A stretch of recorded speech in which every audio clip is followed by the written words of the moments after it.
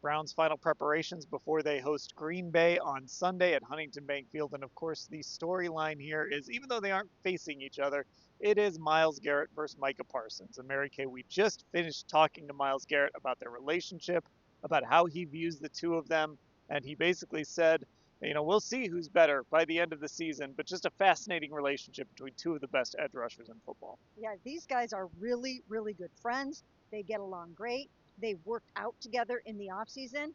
And at one point, he relayed today that while they were in a sauna together, he they were talking about Micah getting the contract, and he said that he was going to beat the something out of Miles's $40 million a year.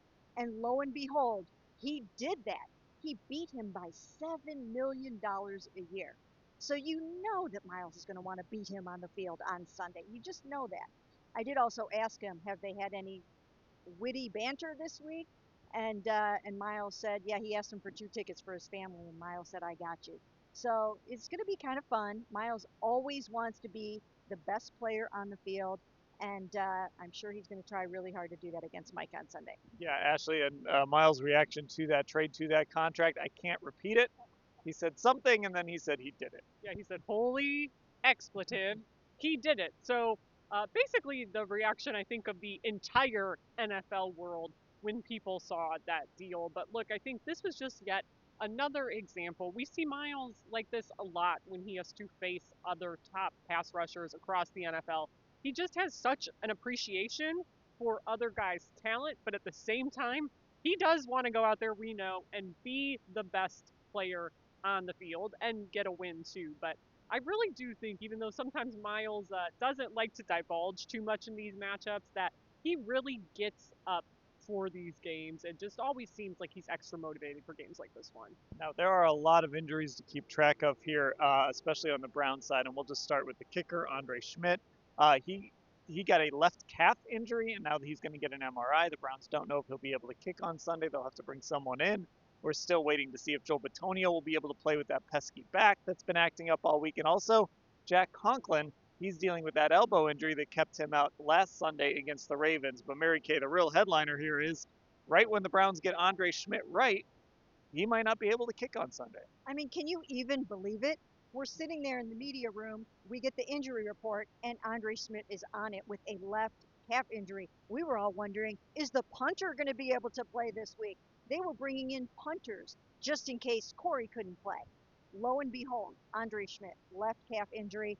That can't really be great, but they're going to have an MRI on him today, see how that turns out, and hopefully for them and him and Browns fans, he'll be able to kick. Otherwise, they're going to have to bring somebody in last minute and throw him down to the stadium and try to get him out there to kick some field goals and some extra points. Yeah, and of all the stadiums that you'd have to fly in on a Sunday or on a Saturday and kick in on a Sunday, Huntington Bank Field is not one of them, Ashley. No, look, even when Andre Szmyt missed those first 2 kicks in week 1 against the Bengals, he did reference the wind in the stadium maybe playing a factor and reference that he hadn't gotten many chances to kick there.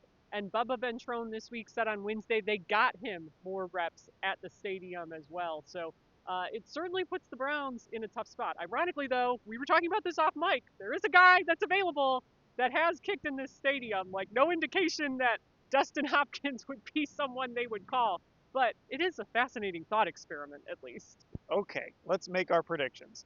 We don't know who the Browns kicker is going to be. Could be Andre Szmyt. Maybe he's hurt. Maybe it won't be. We don't know if Tucker Kraft is going to play in this football game. He came up with a knee injury on Thursday. It was reported to be a small tweak, but also we don't know if he's going to be able to get out there because the only thing we've gotten, at least as of this video recording, is he doesn't have to go on IR. So we'll see about that. That would be a big loss. And of course, the Browns dealing with other injuries like Joel Bitonio, Jack Conklin.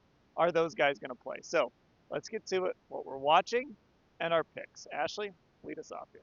Yeah, I'm going to go with, can this Browns run defense, the #1 ranked run defense in the NFL, keep up when they have to go against Josh Jacobs? Now, they did a good job last week of shutting down Derrick Henry. I think that bodes well for them in this matchup, but Josh Jacobs is a little bit different of a runner. I think Derrick Henry is like 1 of 1 right now. So that's what I'm watching. All right, Mary Kay, what about you? I am watching Joe Flacco And what can he do against this Green Bay defense?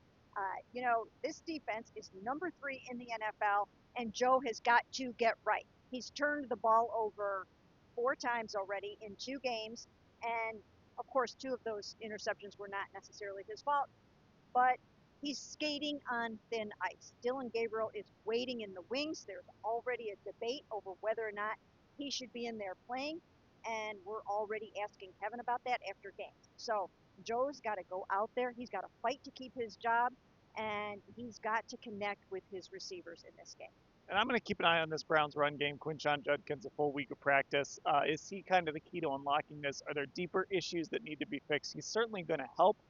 So that's a guy that I'm keeping an eye on here. Now, let's make our predictions. I'll lead us off. I don't see the Browns winning this game. Now, the Tucker Kraft thing is interesting, and of course, the kicker thing is interesting on the Browns end. I wonder if it gets a little bit more difficult for Green Bay to score. I had said 27-10 on our podcast. I'm actually going to take like 4 points off the board for Green Bay. So I'm going to say 23-10.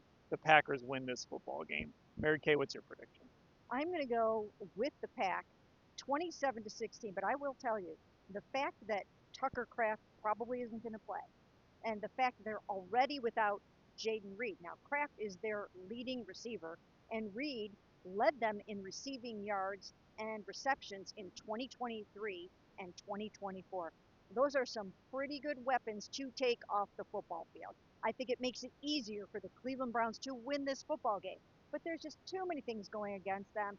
The Packers are too good against the AFC. They have too good of a running game with Jacobs. So I'm still taking the Packers to win this game 27-16. Ashley, what about you? I am sticking with my pick from the pod yesterday. I'm going to go Packers 24-16.